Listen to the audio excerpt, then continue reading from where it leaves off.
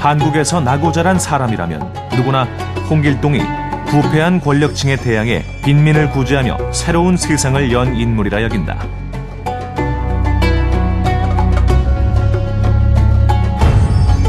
하지만 최초의 국문 소설이자 적서차별 철폐를 부르짖은 홍길동전에 대해 우리가 알아야 할 것은 그게 전부일까?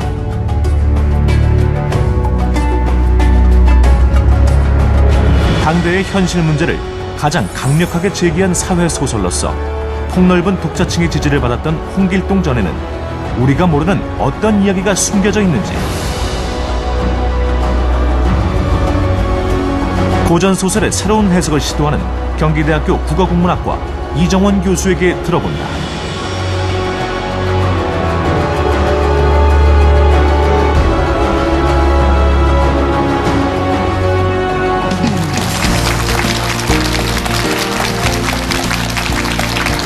안녕하십니까. KBS TV 특강 박현선입니다. 최초의 국문소설 하면 어떤 작품이 떠오르시나요? 네, 맞습니다. 허균의 홍길동전 떠오르시죠? 이런 시험 답안을 외우긴 외웠지만 허균의 홍길동전을 제대로 읽어보신 분들은 많지 않으실 것 같습니다. 온 국민들이 다 아는 이야기지만 미처 제대로 몰랐던 이야기, 오늘 TV 특강에서 들어보려고 합니다. 한국 고전소설의 새로운 해석을 시도하는 분이시죠? 경기대학교 이정원 교수님 모시겠습니다.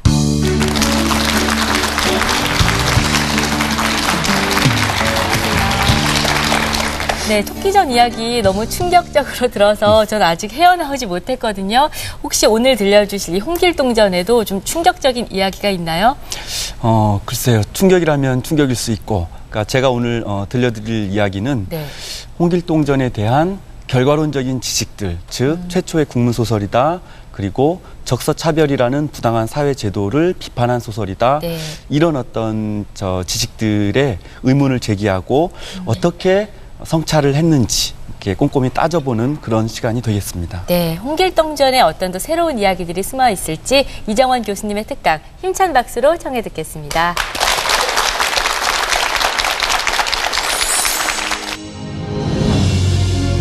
으스름한 달밤, 후원에서 홀로 검수를 익히는 길동을 보고 홍판서가 물었다. 네, 무슨 흥이 있어? 밤이 깊도록 잠을 자지 아니하느냐? 길동이 머리를 조아리며 아뢰었다. 소인 부친을 부친이라 못하옵고 형을 형이라 못하오니 어찌 사람이라 하오리까? 홍길동전의 깊은 고뇌를 나타내는 말이자 당시의 적서차별을 상징하는 말 호부호영. 만약 길동에게 호부호영이 허락되었다면 길동의 고뇌도 해결되는 것이었을까? 우울한 서자의 불면의 밤을 그린 고전소설 홍길동전을 따라가보자.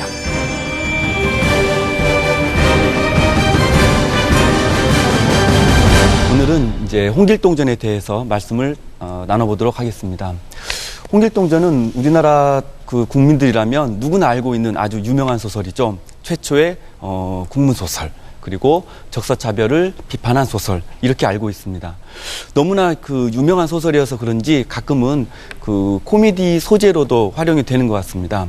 전에 보니까 이런 코미디가 나온 적이 있었습니다. 그러니까 홍길동이 으스름 달밤에 이제 잠을 못 이루고 이제 무예 수련을 하고 있는 거죠. 그 모습을 그 홍길동의 아버지인 홍판서가 보고 애처로운 마음에 물어봅니다. 너는 왜 이렇게 잠을 못 이루고 이 늦은 밤에 홀로 이렇게 헤매고 있느냐? 홍길동이가 대답을 합니다. 저는 대감의 당당한 정기를 받고 태어난 사내인데 천출이라 아버지를 아버지라 못하옵고 형을 형이라 못하와서 그것이 서러워 잠을 못 이룹니다. 그렇습니다. 그러자 아버지가 애처로운 마음에 이제 홍판서가 이야기를 하죠. 아, 그렇다면 오늘부터는 호부호영을 허하노라. 그렇습니다. 그랬더니 홍길동이 다시 말을 하죠. 대감, 아버지를 아버지라 못하옵고 형을 형이라 못하옵는데 호부호영이 무슨 소용이 있겠습니까? 아니, 그러니까 아버지를 아버지라 못하옵고 형을 형이라 못하옵기에 호부호형을 허한다니까. 그러니까 또 아니 아버지를 아버지라 못하옵고 그러면서 이야기가 그 반복되는 그런 그 코미디가 있었습니다. 그만큼 이제 우리 그 코미디 소재로 활용될 수 있을 만큼 홍길동전이 호부호형의 문제를, 즉 적서차별의 문제를 건들고 있다는 건 우리 국민이 다 잘 알고 있는 것 같습니다. 근데 그렇게 그 홍길동전이 유명한 소설이기는 하지만 정말로 홍길동전이 최초의 국문 소설로 인정받을 만한 것인지, 아니면 적서차별의 문제를 심도 있게 제대로 다룬 소설인지, 그 어떤 그 성찰의 과정에 대해서는 우리 국민들이 잘 모르고 있는 것 같습니다. 그러니까 보면은 결과로서의 지식만을 알고 있기에 그 결과가 나오기까지 우리가 정말 알아야 되는 성찰의 과정이 생략이 돼버린 것이죠. 오늘 이 시간에는 따라서 그런 어떤 그런 결과로서의 지식이 나오기까지의 과정에 대해서 한번 살펴보도록 하겠습니다. 홍길동전을 최초의 국문소설, 허균이 지은 최초의 국문소설이라고도 이야기를 하긴 하는데요. 이 점이 확실한 것은 아닙니다. 그러니까 그 허균이 홍길동전을 국문으로 지었다는 것을 사람들이 믿고 있기는 하지만 그 근거들을 보면은 조금 의심스러운 면이 있는 것은 사실입니다. 먼저 그렇다면 홍길동전을 허균이 지었다.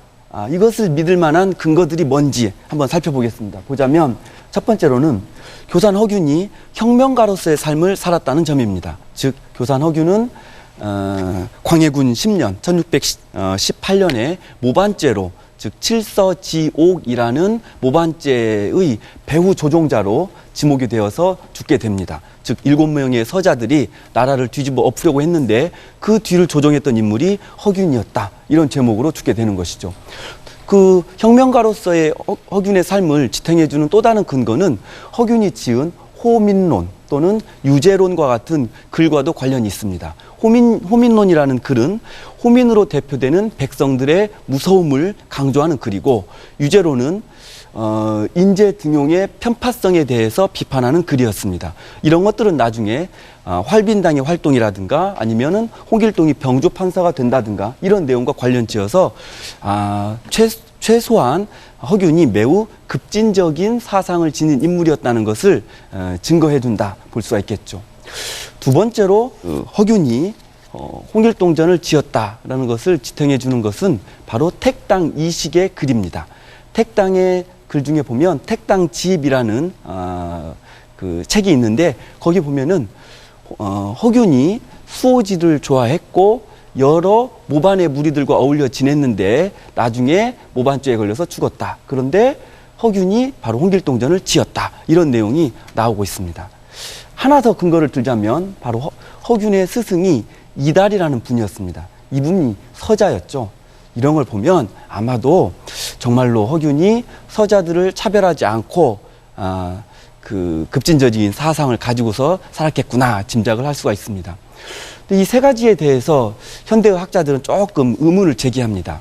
그러니까 첫 번째로 정말로 허균이 그 개혁가로서의 삶을 살았는가? 보면은 허균이 칠서지옥에 걸려서 모반죄로 죽었다고 하긴 했는데 이 과정을 보면 좀 의심스럽습니다. 그러니까 그 허균을 모반죄로 얽어든 사람이 이이첨이라는 분인데 이 양반이 허균하고 정치적인 반대 세력이었습니다. 그래서 허균을 잡아다가 또 칠서지옥에 걸린 박응서라는 사람을 비롯해서 7명을 잡아다가 막 그 고문을 합니다. 그런데 허균도 그렇지만 죽을 때까지 자기 죄를 인정을 하지 않았어요.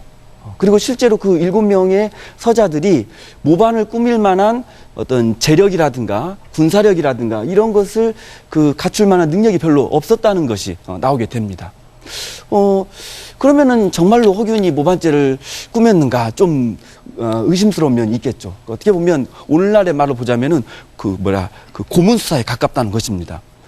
다른 한편으로 택당 이식이 그 택당집에서 허균이 홍길동전을 지었다 이렇게 썼다고 그랬는데 그 택당집이라는 책을 믿을 수 있는가, 어디까지 믿어야 되는가도 조금 의심스럽습니다. 그러니까 택당집이라는 책은 택당 선생이 돌아가신 지 27년 뒤에 1674년에 발간이 됐습니다.